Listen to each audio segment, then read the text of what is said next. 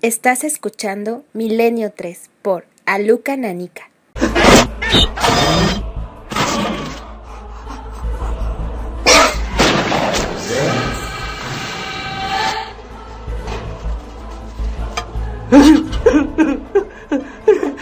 ¡Sáqueme de aquí!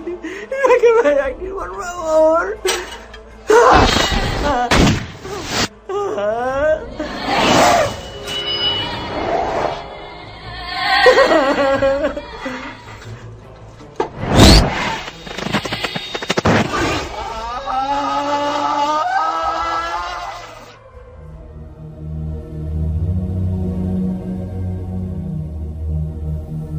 Sonidos de lo más profundo de la mente. Hemos hecho un viaje con todo un experto y además es que se nota, le tenemos mucho afecto, lo consideramos uno más del equipo y ahora cuando entrábamos, Jorge decía, es que es un maestro, es un maestro los que sabemos de comunicación y los que lo conocemos hace muchos años, pues arrasa tanto en televisión y tiene las audiencias que tienen en día a día y cada minuto que se ve en la radio, en televisión, perdón, que se puede ver cada 30 segundos en cualquier cadena, que es brutal en el sentido de que es muy difícil encontrar una persona que tenga esa capacidad de erudición y esos conocimientos y sea capaz de comunicarlos pues de tú a tú de una forma tan magistral.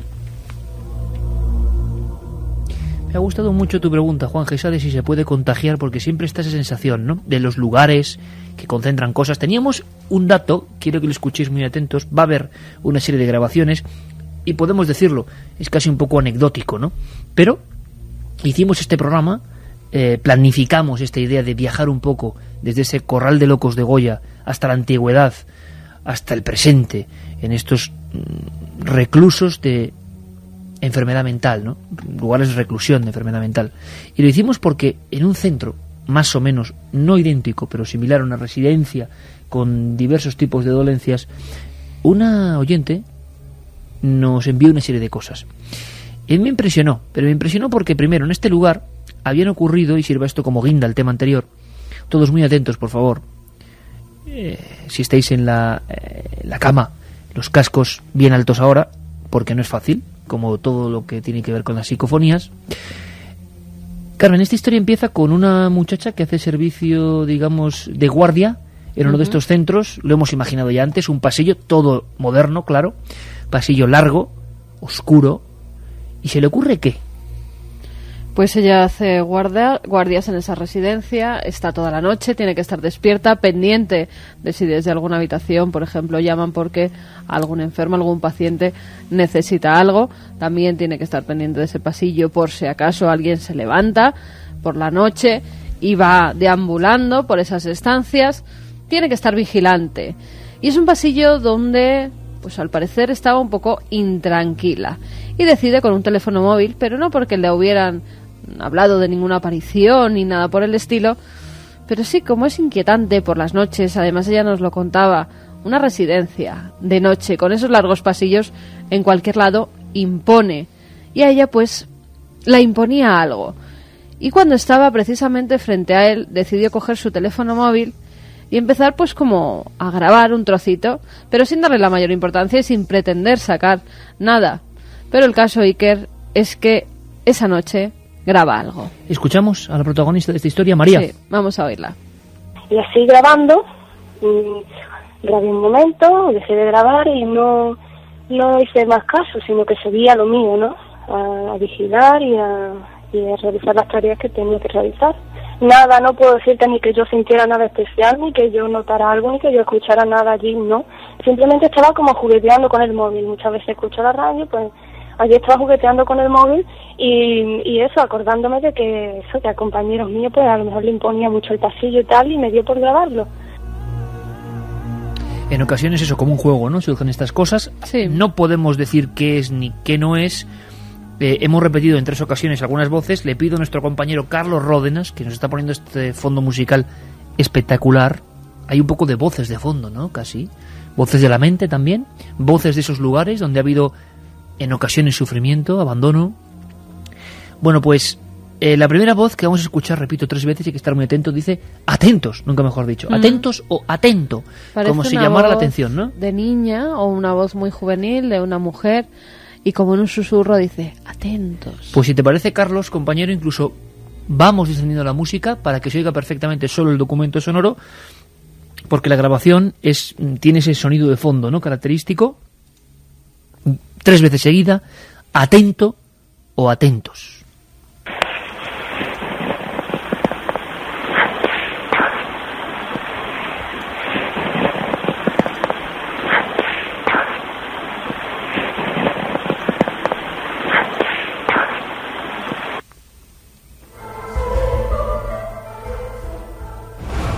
¿La habéis escuchado?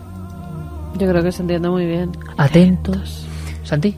Sí, se entiende. Yo creo que es de las más claras que hemos puesto en este Hombre, este en cascos siempre nos pasa, ¿eh? En cascos siempre hay una sensación de que se oye más todavía. Vamos a repetirla. ¿Podemos, Carlos, repetirla? Vamos a escucharla de nuevo, porque es verdad que ahora... y yo pido disculpas porque mucha gente que va en el coche, que va, bueno, pues digámoslo así, viajando y... Bueno, tranquilos, por eso lo repito, para que la gente no tenga que estar ahí, ¿qué hemos oído, qué no hemos oído? Con tranquilidad total, atentos, pero es verdad que parece una voz de una niña, pero muy cerca del micrófono de ese teléfono móvil. Repetimos.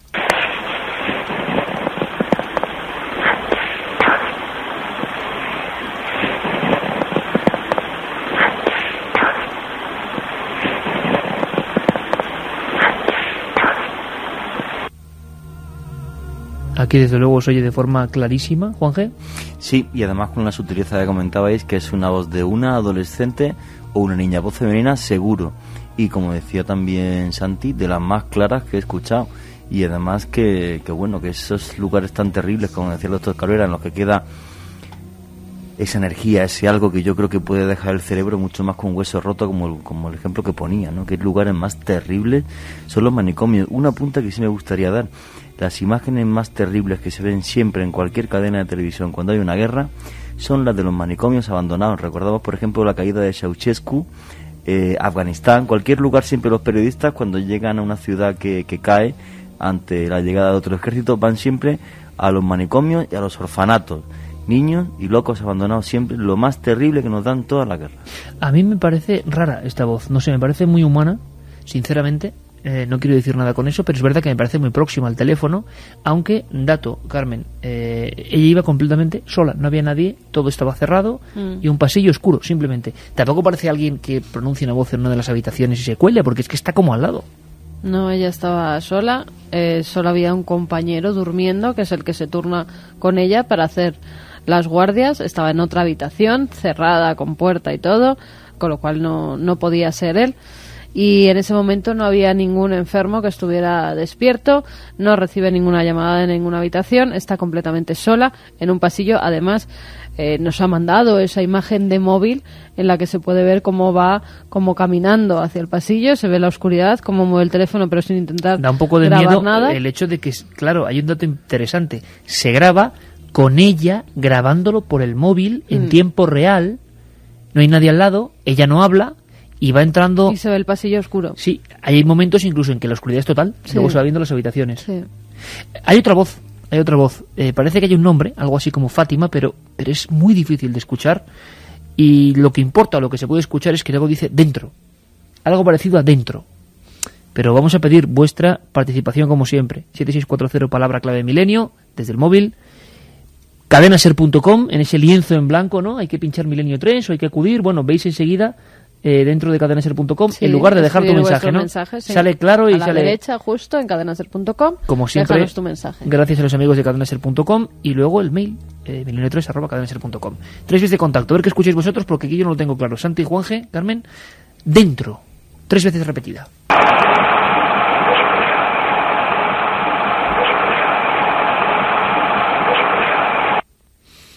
Dentro, pero puede ser dentro, puede ser, no sé, ¿qué os ha parecido? Sí, yo escucho dentro también. Claro, es lo de siempre, si te dicen la palabra, escuchas, si no... Sí, esta es más típica. Esta es de las que, bueno, sí, vale, pues dentro, pues porque ya tienes la palabra en la cabeza, pero vaya usted a saber si me hubiese concienciado de escuchar otra cosa, si lo hubiese Sí, oído. si alguien te dice exactamente muerto, No, O- lento. Víctor, incluso, si me apura. perfectamente. Escuchamos de nuevo, Carlos, ¿podemos? Vamos allá.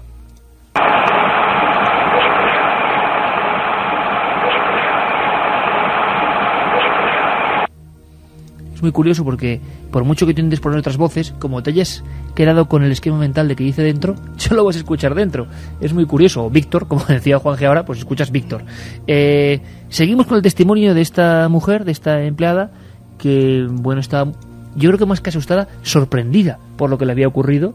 Ella con su móvil, dentro del pasillo, esto es lo que nos contaba. Parece que como si se escuchara algo, como si fuera una voz, pero tampoco le di una importancia. Intenté hacer memoria, pensar, no, pero verdaderamente estaba yo, en ese momento estaba yo sola. Intenté pensar, bueno, se habrá recogido una voz de alguno de los usuarios, pero después pensándolo, pues estaban como demasiado lejos para que se cogiera la voz de esta forma que es como casi un burro, ¿no? Se puede decir. Importante. 2 y 17, o sea que ella, Carmen, era incluso escéptica, o es más o menos escéptica en torno a lo que ha surgido. Sí. No es que diga esto es una voz de... Entonces dar una explicación, y repito, lo curioso es que el documento está en el móvil grabado en tiempo real, que si alguien hace un fraude o se acerca, pues se vería, ¿no? Sí, además es que, ya te digo, si solo tuviéramos la voz, no podríamos saber en qué posición estaba grabando, pero al contar con la imagen de ese teléfono móvil, pues sí que podemos ver que nadie se acerca por delante al micrófono, que no hay nadie alrededor, que hay una completa oscuridad, un recinto de noche.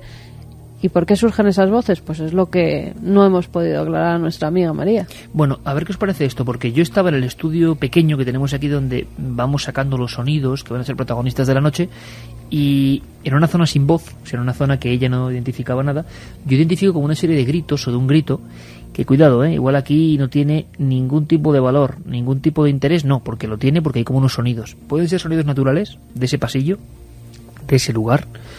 No lo sé, pero yo desde luego en el programa de edición de la radio escuchaba algo y lo he recogido y simplemente os lo pongo para ver qué opináis. Es como una voz extraña, como un pequeño alarido, pequeño grito. No lo sé, yo estoy un poco confundido. A ver qué escucháis y me decís.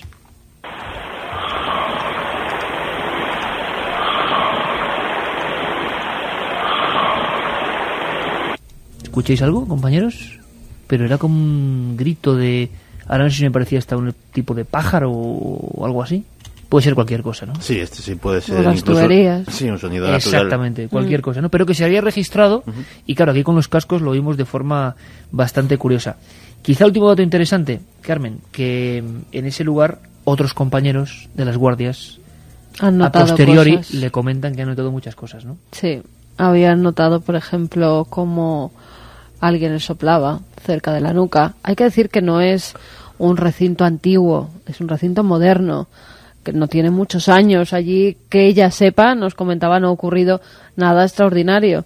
Simplemente que por las noches, y ella misma lo comentaba, dice, puede ser sugestión lo que han pasado mis compañeros o incluso lo que he vivido yo. Dice, pero claro, cuando ya hay unas voces que se graban, eso es lo que me extraña. Sus compañeros únicamente, ella nos lo comenta, una especie de soplidos cercanos. Pero sí que es verdad que hay compañeros que me cuentan pues que a lo mejor han sentido como si le soplaran en la cara. Yo personalmente nunca he sentido este tipo de cosas.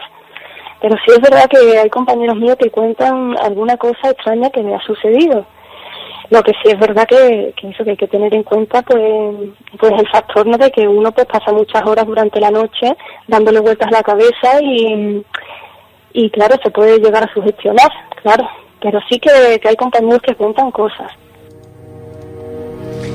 En fin, pues esa es la historia. Queríamos poner simplemente el dato que nos había obligado o nos había sugerido hacer este tema, duro, tremendo, porque es un tabú todavía, las instalaciones para la recuperación o reclusión de los enfermos, cómo esa ruptura de las cadenas de un lugar en Francia provoca también una idea de que la psiquiatría y la reclusión tienen que ir por otro cometido, y imagino que se ha avanzado muchísimo, aunque el doctor Cabrera ha soltado perlas impresionantes de lo que se sabe y no se sabe hoy.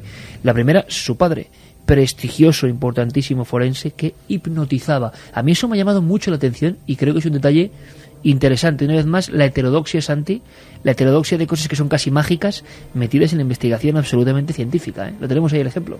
Sí, además es que la investigación de la mente debió de ser, sobre todo en aquellas épocas, una tarea de titanes, algo para lo cual no había métodos, no había escáneres para ver qué áreas del cerebro se activan, por qué y por qué no había otros medios. Pienso, por ejemplo, en que en algunos pioneros Skinner, por ejemplo, que es un teórico que se estudia en todas las facultades de psicología y de psiquiatría, como uno de los padres del conductismo, tuvo que, para desarrollar su teoría, había una cosa que se llamaba la caja de Skinner, que era una caja en la que metía animalitos para someterle a diversos estímulos, etcétera, etcétera. Skinner metió a su propia hija durante un año en una caja de Skinner, cuando era muy pequeña, y allí la utilizó como sujeto experimental. No tenía evidentemente acceso a otro ser humano, a otro bebé humano, y digamos que tuvo que hacer ese sacrificio de la carne de su carne, pues emplearla para hacer avanzar sus propias teorías. Con lo cual, imaginar lo que debió de ser la investigación de la mente en épocas en las que no había absolutamente ningún medio material más que el propio ingenio del hombre, pues nos da una dimensión de la categoría de personajes como el propio padre del doctor Cabrera, que en un momento en el que supongo que en España de hablar de hipnosis era como hablar de extraterrestres, casi poco más o menos, pues debió de tener un camino solitario y duro. Imagino que mucha gente está opinando sobre las voces. Sí, nos dicen la mayoría de ellos que algunas suenan muy humanas, sobre todo la primera. A mí me ha parecido también que sonaba muy humana. La segunda psicofonía escucho desesperado, como lo escriben, como desesperado. Así, en dos intervalos. Lo has hecho bien ahora, ¿eh? Muy psicofónico, sí. Claro, es que lo leo y desesperado. Buenas madrugadas a todos los milenarios. A mí me parece el sonido como si fuera de una lechuza. Nos lo dicen los gemelos de Quesada. Bueno, las lechuzas, que yo he oído muchas en el campo, es que te pegan unos sustos. En Ochate había una que daba miedo. Sí, te pegan unos sustos tremendos. Unos gritos que no veas, ¿eh? No, y hacen unos ruidos susurrantes a veces que efectivamente... Un lenguaje extraño ahí. Sí, que efectivamente te ponen los pelos de punta, y si no conoces los ruidos del campo, te puedes creer que te está visitando el fantasma que sea. Y otro de los sonidos más terribles que recuerdo de mi niñez en mi pueblo es los gatos en celo que parecen niños llorando. Total, sí, es verdad. Es algo más, muchas horroroso. Historias de niños llorando, yo creo que surgen de ahí. Muchas historias del sonido de niño llorando tienen que surgir porque, o sea, no distingues casi el sonido de un bebé al de un gato, ¿eh? No, yo me horrorizaba de niño. Yo llegué hace muchos años, me acuerdo que volví a mi casa de madrugada y de repente escuché un niño llorando. Y automáticamente dije, hay un niño metido en un contenedor, porque sonaba de entre unos contenedores de basura.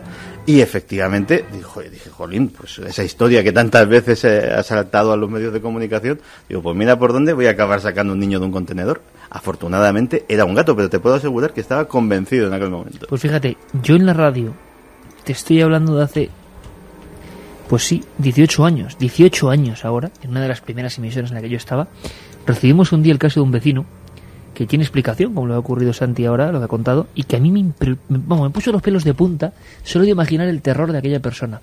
Era en una localidad cercana a Alcalá de Henares, un pueblo tranquilo, y una persona está en su casa. Está sola.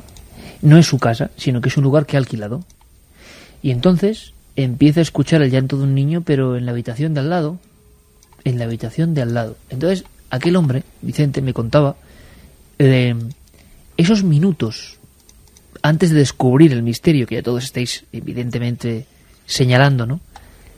De él entre las sábanas, cogido hasta el cuello, dudando si salir o no salir, porque aquel gato que se había colado en esa casa que era la suya, estaba aullando exactamente como un niño. Y él, que era hombre de campo, decía que era tan increíble que no podía distinguirlo. Y decía, ¿pero qué hace un niño en una casa que yo he revisado completamente? En la que estoy solo, un pintor. En el cuarto donde están los botes y los lienzos, un niño llorando. Al final descubrió evidentemente que era un gato, pero esos instantes antes de ir caminando hacia la puerta y diciendo, ¿quién demonios ha metido un niño en un lugar que no tiene ventana?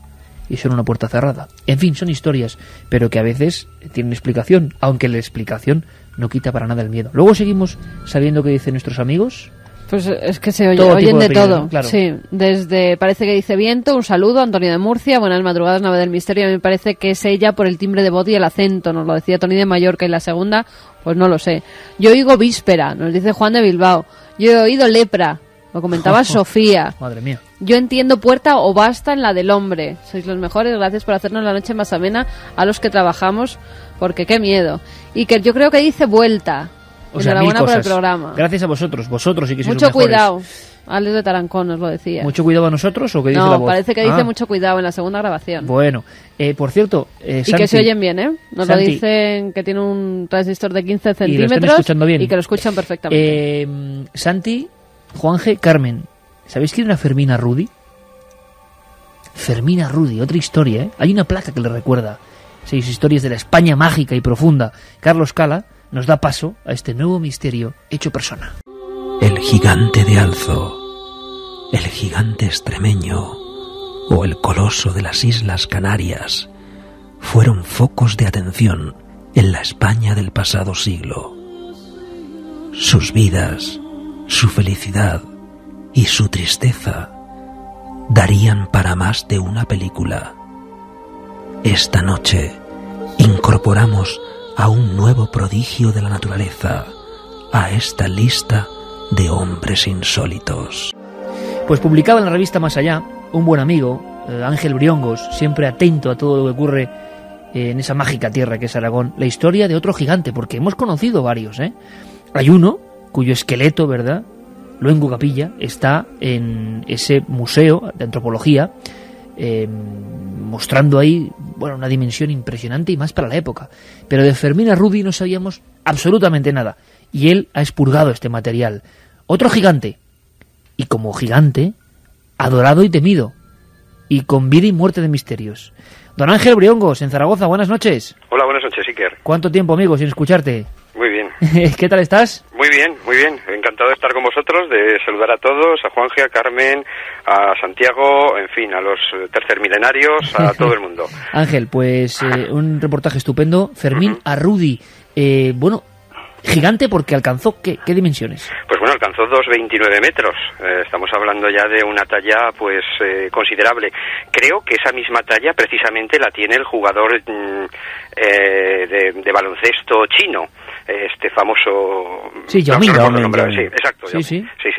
Y creo que es la misma talla precisamente. Lo que pasa que, claro, en este caso, la diferencia en el tiempo, ¿no? Y la diferencia también de haberse entrenado precisamente para jugar, pues bueno, cambia mucho lo que es la corpulencia entre uno y otro, ¿no? Pero hay fotos impresionantes, Ángel, Las fotos son impresionantes, la verdad. Es que tenía que impresionar. Ya no estamos hablando como, por ejemplo, un ser un poquito, bueno, más alto, como era 2,35, 6 centímetros más alto Joaquín Luengo Capilla, el gigante extremeño, ¿no? Pero más estilizado, con menos fuerza. Aquí estamos hablando casi de un ser de la fortaleza, quizás como la del gigante de Alzo, ¿verdad? De Guipúzcoa. Un gigante tipo colosal, ¿verdad? Colosal, Ángel, colosal. O sea, ahí veías un forzudo de circo y encima medía 2,30, vamos. Exacto, estamos viendo un forzudo de circo que levantaba, comenta la leyenda, que levantaba pesos que 4 hombres no podían levantar, que tenía incluso la fuerza de 7 personas normales. O sea, estamos hablando de alguien que realmente asustaba cuando si te lo cruzabas en cualquier calle. Evidentemente no podía dedicarse a otra cosa que le diera más rentabilidad que la de un circo. Y esta gente encontraba en el circo y en las exposiciones y en el mundo un poco siniestro, pero claro, siniestro para nuestra visión políticamente correcta, pero era su sustento, ¿no? Sí, la verdad es que era su parada de los monstruos, ¿verdad? Porque desde luego no podía trabajar de otra cosa, porque a ver, ¿cómo le das una azada a un señor de estos que apenas puede agacharse, que tienen problemas con esa extrema, el peso? Estamos hablando, por ejemplo, de que con 21 años ya medía 2,18 metros de alto cuando llega a Zaragoza para promocionar su primera gira y pesaba 130 kilos. Estamos hablando de personas corpulentas, anchas de hombros, que son lentas, torpes, entre comillas, en los movimientos y que, bueno, pues si dejan caer su mano sobre alguien, de hecho había gente que incluso en Cuba, creo que fue en una de las giras, cuando alguien quiso incluso medirse en la fuerza con él, ¿no? Y cogió una pala como para darle, para decir venga, y lo levantó incluso a la persona con la pala en alto, tal como estaba agarrándola, ¿no? Oye, ese también es de reportaje, el que derretó al gigante Fermín Arrudi. Sí, yo creo que ese también estaba como desde la primera hora, vamos, para psiquiátrico. Sí. Oye, una cosa, Ángel, que mucha gente, estoy seguro que tiene dudas sobre esto. Primero, ¿había algún componente genético? Y segundo, ¿qué época estamos hablando? Estamos hablando que nace en 1870, y muere en 1913. O sea, estamos hablando el intermedio del 19 al 20. Es lo que estamos hablando, justo en la época de los circos ambulantes, del tema de los monstruos y todo esto que llevaban. Porque querámoslo o no, él no era un monstruo, evidentemente, pero sí que podía ser considerado como tal, ¿no? Y con los mismos problemas, incluso psicológicos, hablando tanto de la locura, de hecho te podría llevar a la locura una de estas patologías, ¿no? ¿Verdad? Como estabais comentando antes. ¿Y sus padres, Ángel? Sus padres normales. Vemos lo que es la foto de apertura del artículo, que están ahí, sus padres, está su hermano Valero también, y está su mujer, porque casa con una francesa que casa en 1897 concretamente, y bueno, es fantástico ver como el bombo y platillo que se dio en París, existe una contraportada a color del dibujo del gigante sobresaliendo por encima de todos los carromatos y demás, con su mujer vestido de traje.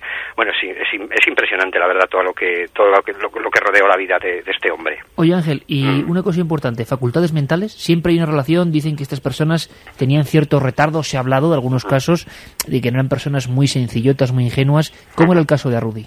Pues el caso de Arrudi no tenía ningún problema de ese estilo, al parecer, claro. Yo principalmente creo que eso lo da un poco la macroencefalia, ¿no? Quizás ese tamaño descomunal también de la cabeza, del propio cuerpo, que puede dañar incluso las cuerdas vocales, y en este caso con Fermín no pasó, no ocurrió esto. De hecho, él cantaba jotas, tocaba instrumentos de música, que no le habían enseñado ni siquiera a tocar, pues seguramente cancioncillas en los momentos, en esas horas interminables de ir con los circos de un pueblo a otro, carromatos, pues claro, pues vamos a perfeccionar nuestra carrera de circo, ¿no? Pues que mejor que si me canto una jota, pues si aparte toco la bandurria, desde luego tenía que ser algo digno de ver, ¿no?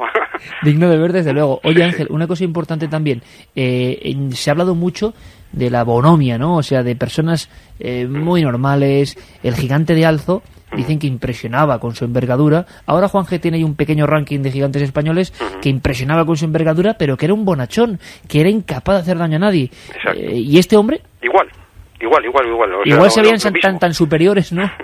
Sí, claro, se veían así, entonces ellos no podían, o sea, es que no podrían ni jugar, ni tan siquiera, porque saben que hacían daño. Estamos hablando de una mano de 28 centímetros de largo, creo que el de Alzo tenía 40, creo recordar, no lo tengo claro, pero estamos hablando de una mano que realmente te coge la cabeza a cualquiera de nosotros como un balón de baloncesto, ¿verdad? Y te podía levantar prácticamente en el aire. Estamos hablando de una fuerza descomunal. Ya no hablamos de un gigante, es que estamos hablando de alguien realmente curtido en los montes, en Sallén, que el siguiente pueblo ya es francés, o sea, estamos hablando de Sallén de Gallego, en Huesca, ¿no? Y claro, estamos hablando que se ha criado en la montaña. Se llega la leyenda que a lo mejor es verdad, quién sabe, ¿no? Llega a contar que incluso mató a una osa en el Pirineo, con un cuchillo montero y, bueno, pues a cuerpo descubierto, ¿no? Prácticamente, más que con el cuchillo, con sus manos, ¿no?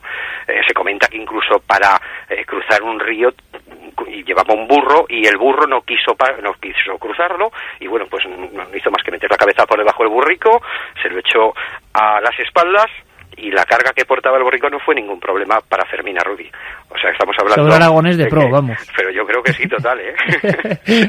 Y la verdad es que se casó, tuvo hijos, cuéntanos. No tuvo hijos, pero se casó con Louise Carl Dupois, francesa, esta joven, y bueno, pues digamos que hay una leyenda ahí que no se ha tocado mucho, no se ha ahondado, quizás porque todavía incluso puede haber sensibilidades, ¿no? Pero claro, habla de que al parecer su mujer pues acabó con el manager Rabinat, pues liados, ¿no? Y cuando muere Fermín, desgraciadamente, pues bueno, por la muerte, ¿no? Pues parece ser que está casa con el propio manager, ¿no? O sea que, pero bueno, son cosas de la vida y que estamos acostumbrados a verlo, entonces tampoco veo por qué darle ni más ni menos importancia, ¿verdad? Antes de saber un poco de la muerte de Fermín Arrudi, el gigante aragonés que nos recupera nuestro amigo Ángel Briongos, Juan, en titulares, hubo otros gigantes con medidas que nos van a sorprender. Sí, voy de menos a más aquí en España, lo que la ciencia hasta ahora ha medido y catalogado. Tenemos al gigante de Béjar en Salamanca, con 2 metros 18 y 161 kilos, que no está nada mal. No está nada mal. El gigante de Sama en Asturias, con 2 metros 20. Agustín Luengo Capilla, el que estabais hablando de la provincia de Badajoz, con 2,35. 2,35 es y tremendo. El más grande, el que se tenga constancia, Miguel Joaquín de Elisegui Ateaga, que es el gigante de Alzo, 2 metros 42, 203 kilos. Sí, el gigante de Alzo, que por cierto tiene una especie de monumento en su caserío, lo estuvimos filmando en Alzo, en Guipúzcoa. Me ha sorprendido mucho ver en tu reportaje, Ángel, que Fermín Arrudi tiene una placa en una calle.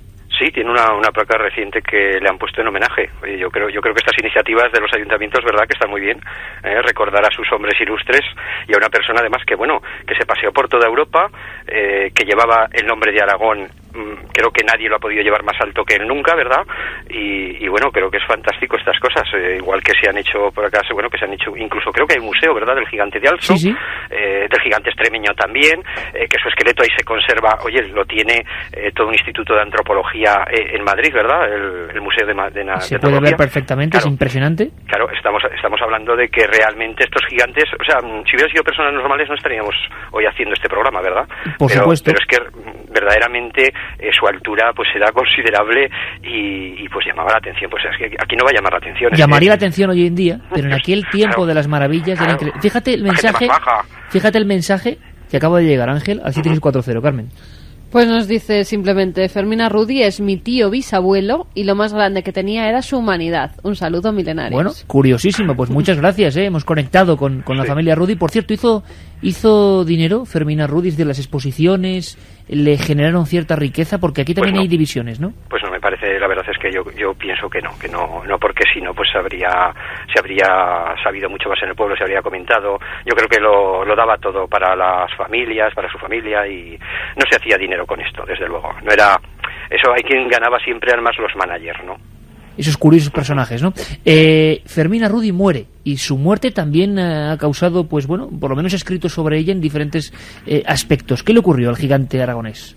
Bueno, pues claro, parece ser que este gigantismo es el que acelera la muerte a temprana edad de todos los grandes gigantes, ¿no?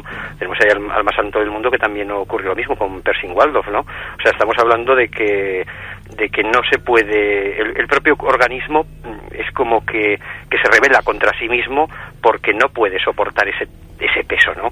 Y bueno, pues aquí pues lamentablemente con 42 años fallece. Estamos hablando siempre de que fallecen en torno a una edad joven, o de 30 años, 28 me creo recordar el gigante extremeño, 28 años estamos hablando, simplemente por ser alto, saber además que vas a morir porque eres alto y estás viendo que cada día está más cerca ese momento, y que te sientes, o sea, tenía que ser eso. La verdad es que psicológicamente, oye, con lo grande que soy más fuerte que ningún otro, que soy el más fuerte del pueblo de donde voy de 5 a 5, y realmente pues ves que te estás muriendo. Pues la verdad es que me parece que debe ser bastante doloroso para todos los gigantes, ¿verdad?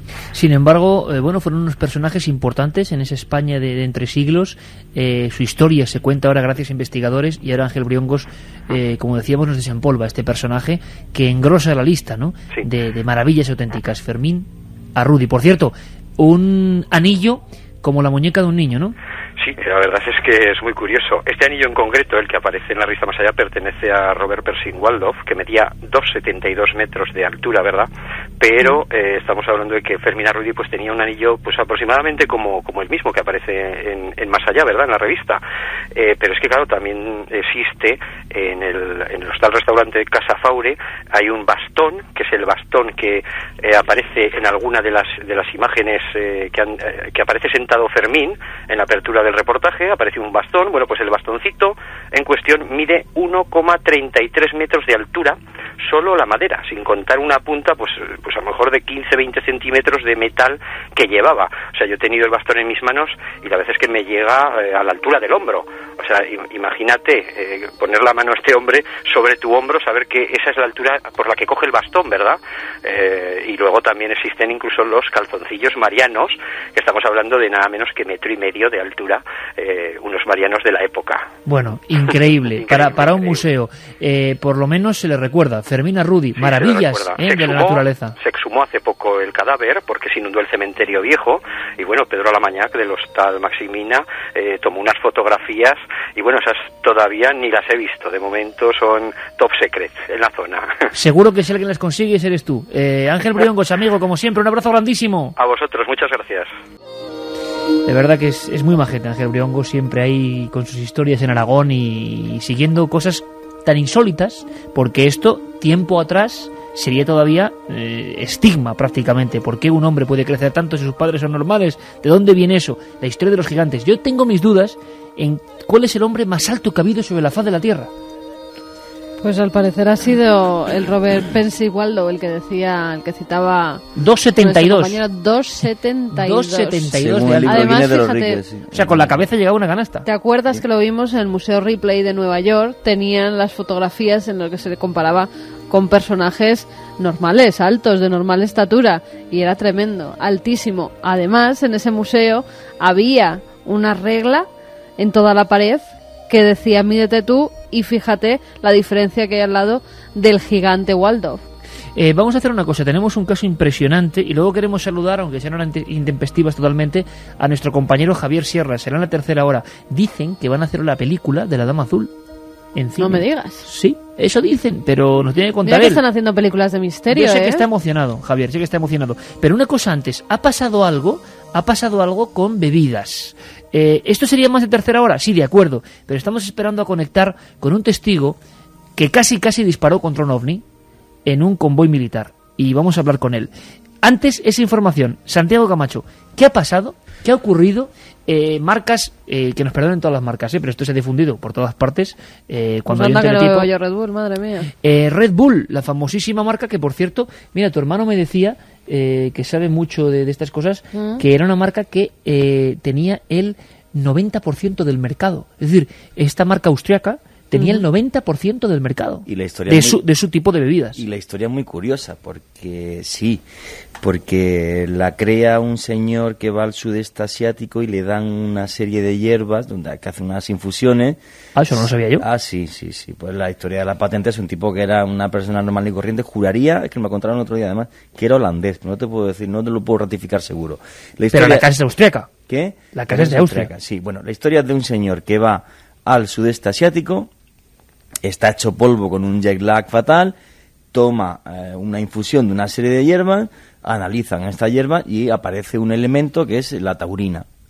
Entonces, pues, empieza a hacer esta bebida con taurina, la patenta y se forra. O sea, el tipo se forra taurina, sí, gracias a que patenta, digamos, con taurina, que es lo principal, pues una cosa que toman... Un revitalizante, ¿no? De lo que toman en varios lugares del sudeste asiático, algo milenario. Oye, Carlos Ródenas, ¿tenemos por ahí alguna lata o alguna botellita para echarnos al...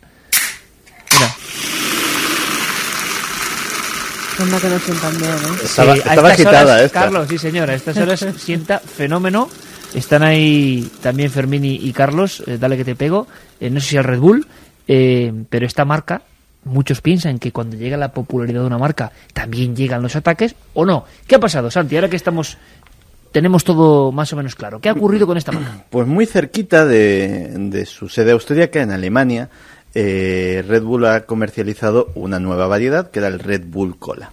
Hasta ahí todo bien, pero en 16 estados de Alemania, en 16 de los Länder de Alemania, han prohibido, han retirado esta innovación porque han encontrado trazas de cocaína, concretamente algo así como 15.000 microgramos de cocaína por lata. En 16 muestras distintas. No, en 16 estados Ajá.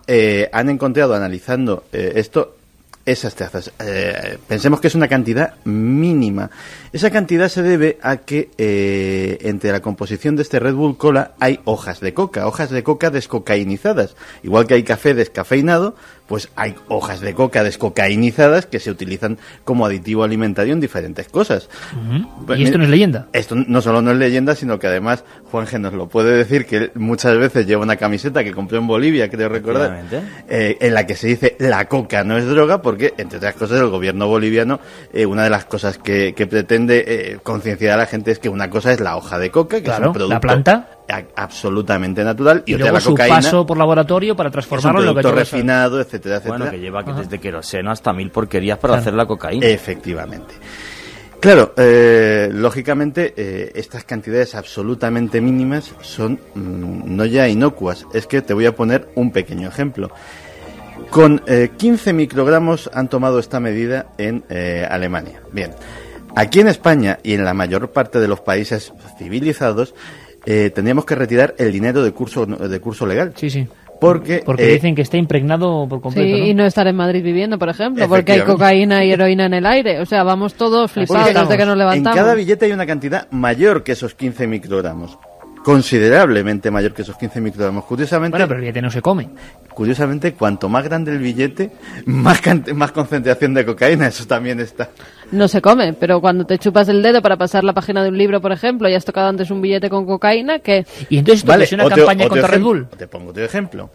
En el agua que bebemos generalmente, la cantidad de plomo, que es un material altamente tóxico y que además su toxicidad es por acumulación y el cuerpo no lo elimina, es aproximadamente de alrededor de esa cantidad de microgramos en plomo, en el agua del grifo de cualquier ciudad del mundo. Con lo cual, qué bien. Digamos que ahí estamos, ¿no?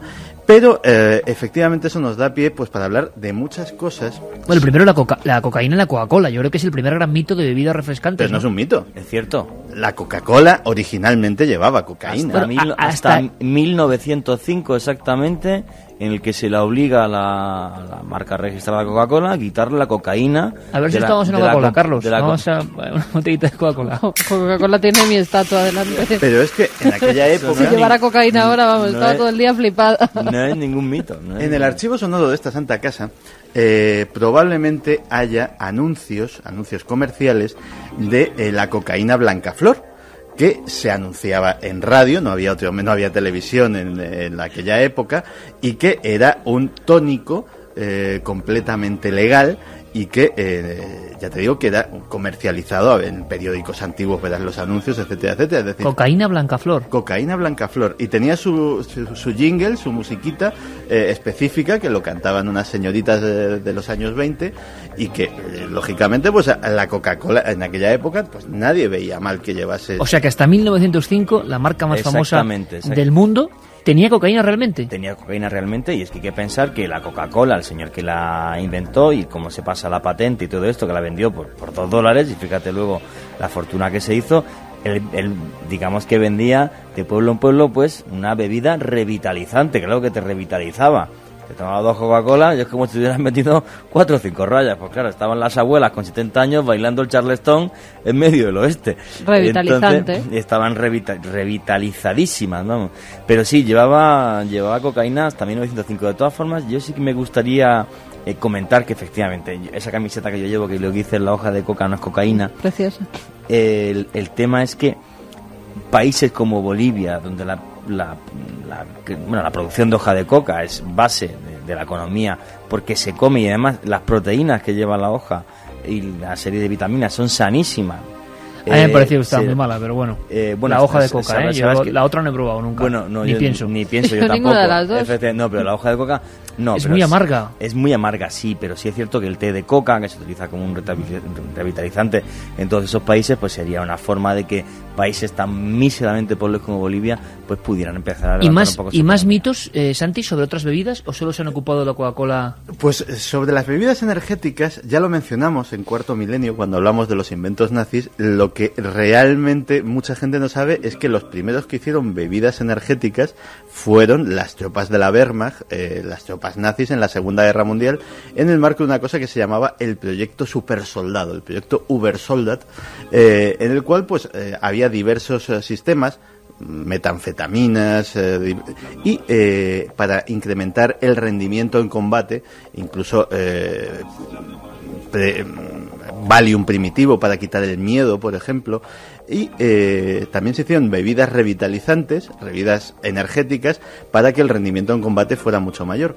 Pero actualmente ha habido científicos que han estudiado por qué las bebidas energéticas tienen efectos sobre nosotros, y se han llevado una sorpresa tremenda que va contra todo lo que creíamos y contra casi efecto placebo. No, Pero lo curioso es que nosotros pensamos que ese tipo de bebidas que tienen una alta concentración en azúcares, en cafeína, pues lógicamente actúan sobre los músculos, actúan sobre el cuerpo. Pero no es así. Actúan sobre la mente. Entonces, cuando tomas una de estas bebidas, se activan los centros de el placer y la retribución del cerebro. ¿Endorfinas? Efectivamente, es el cerebro el que controla hasta qué punto estás cansado y hasta qué punto puedes rendir más o menos. La bebida lo engaña de determinada manera y entonces tu cerebro dice, vale, puedes seguir. Y entonces aumenta ese rendimiento y te da ese empujón extra que se supone que te dan estas bebidas y que efectivamente te lo dan. Sorprendente, de verdad, Santi, me dejas alucinado. O sea, hallazgos sobre... En el fondo hay un poco de efecto placebo, entre comillas, pero vamos, que el cerebro regula todo eso. ¿Os acordáis el día, claro, esto es más de tercera hora, pero como digo, estamos esperando un par de comunicaciones interesantes, que hablábamos de nostalgia? Me gustaría lanzar, y luego si queréis lo leemos, no ahora, ¿vale? Hay toda una historia de mitos de refrescos, sobre todo españoles. Me gustaría que algunos me hablasen de los refrescos que, por ejemplo, marcaron su infancia, pero así de claro, nos vamos a reír, ya verás cómo si para la tercera hora, porque todo esto de la nostalgia, como hicimos con los videojuegos, que por cierto, Santi, me preguntan constantemente que nos hables de una máquina recreativa llamada Polybius. Polybius. Pero se eso... te ha iluminado la mirada. No, es que eso es conspiración se pura te ha iluminado y dura. La máquina que mataba. La máquina que mataba. Bueno, esto tengo que prepararlo porque perfecto. Esto, o sea, una máquina en la que te volvías loco prácticamente o morías. O matabas. Era una máquina que, según dice la historia, y parece ser que no es tan leyenda urbana como puede parecer en algún momento, y eso es lo que tengo que preparar y justificar, efectivamente alteraba de alguna forma, mandaba mensajes subliminales a la persona que se pasaba mucho tiempo allí jugando para que actuase de determinadas formas. Bien sea agresivas, bien fuera autoagresivas, etcétera, etcétera. Bueno, pues yo tengo... luego os preguntaré para la tercera hora, ya veréis por qué. Hay muchos refrescos bizarros que intentaron, como ha ocurrido en Perú con la Inca Kola o con la Coca-Cola árabe, intentar atacar un poco al monopolio famoso de la Coca-Cola. Sí. No ha habido marca con más mitos, más clientes y más campañas en contra que la Coca-Cola. Eso ha llegado... Ni ninguna sabe, como la Coca-Cola. Mexicola. Pues lo vamos a hablar luego. Y yo os voy a preguntar cuál es el recuerdo más extraño de refrescos de la infancia. Yo tengo algunos impresionantes. ¿Y qué pasó con esas marcas? ¿A dónde fueron? Bueno, yo emplazo, como la otra vez, para nuestra pequeña franja de nostalgia, a nuestros amigos. Y... tenéis las vías de contacto bien claras. Creo que vamos a conectar, no sé si nos va a dar tiempo o no, con Javier Sierra. Lo tenemos por ahí, no sé si... no, todavía no, es imposible. No, dicen que hay problemas. Intentamos conectar con Ágreda en Soria para saber qué está ocurriendo, porque pasaba algo importante en la ciudad de la Dama Azul. Pasaba algo importante, clave, y Javier Sierra estaba ahí como protagonista. Mensajes, Carmen, 7640 y resto de vías de contacto. Vamos con mensajes. Jesús, el asturiano, nos dice: buenas noches, las trazas de cocaína son irrisorias. Si se usa la hoja de coca para dar sabor, es lógico que pueda haber trazas, pero la cantidad es mínima. Hacen falta kilos de hojas para hacer 1 gramo de cocaína, así que no pasa absolutamente nada. Todo es amarillismo y alarmismo. Menos mal que vosotros, os escucho mientras escribo, no contribuís, sino que hacéis lo contrario. Y pensad esto, cualquiera puede comprar hojas de coca para hacer té, y lógicamente va a tener trazas mayores de cocaína que el Red Bull. ¿Os acordáis de las campañas terribles entre Pepsi y Coca-Cola? Que eran terroríficas, inauguraron la publicidad en contra. Yo recuerdo un anuncio que se emitía en Estados Unidos donde la máquina de Coca-Cola y la de Pepsi se convertían en 2 Transformers, y la de Pepsi le machacaba en ese concreto a la de Coca-Cola. O sea, cosas así que en España no habíamos visto nunca y ocurrían. Y por también cierto, va por sitios. Lanzo una pregunta: ¿qué ocurrió con Pepsi? el TAF? ¿Os acordáis de aquella terrible... Como rosa. ¿Ves? Que Como además rosa. Parecía que adelgazaba. Exacto. Una pregunta. Es que tuvo En la acusaciones época. que, cuidado, que seguro que son fraudulentas, pero acusaciones de producto nocivo. En una época, el Mira, TAF. eso nos dice Abelina. Buenas madrugadas. Muchos de los mitos y bulos de las bebidas pueden ser estrategias para atemorizar Ahí está la a clave. los consumidores por parte de la competencia. ¿Qué opináis? Acordaos de la Coca-Cola. En Bélgica, aquella cosa que nunca se acabó con el ministro, creo, tomándose la Coca-Cola a tragos porque decían que estaba contaminada, hace apenas 5 años. Bueno, y la cantidad de leyendas urbanas que hay concretamente sobre esa bebida. hay muchas y muchas muy conocidas, pero a mí una que supe recientemente y que descubrí que estaba, sobre todo en algunos países iberoamericanos, pero también en otros de otros ámbitos muy extendida, era la cualidad anticonceptiva de la Coca-Cola. Yo creo que si hubiesen llamado Coca-Cola a todos los niños concebidos pensando que no iban a serlo, gracias a eso habría unos cuantos por el mundo. La cualidad anticonceptiva, ¿en qué sentido? Que bebías Coca-Cola y la mujer no no le pasaba nada. embarazada. Exactamente. O hay una variante que era darse duchas vaginales con Coca-Cola, claro, que tampoco creo que fuera muy sano. Esa es la que yo había escuchado, que la Coca-Cola era un espermicida increíble y entonces que ciertas personas pues echaban no ha habido en ciertas bebida partes con Coca-Cola. más leyendas urbanas, Madre mía. Nunca.